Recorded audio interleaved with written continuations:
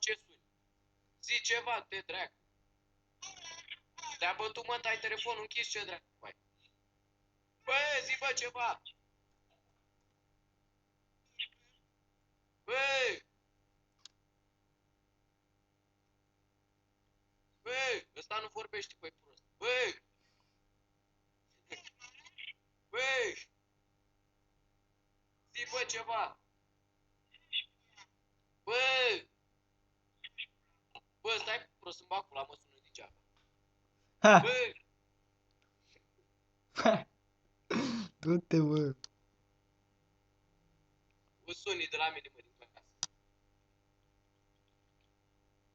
Sasule, îți dau și un număr de fată. Du-te, dracu. Ha! Hai cu aș putea gură.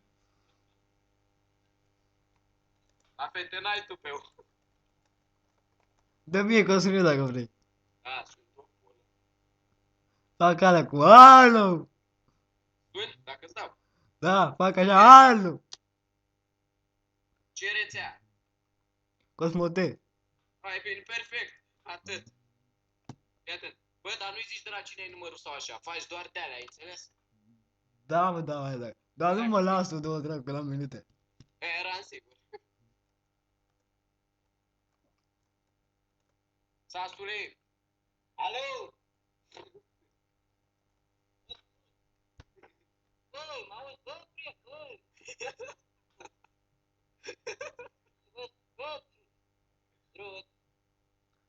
Dă-i mă speaker, bă, speaker. Bă, de ce lasă-l sun, bă, că nu... Ce dracu are tine? Bă, Drut! Bă, dracu, dacă nu vorbești, eu ce să-ți fac?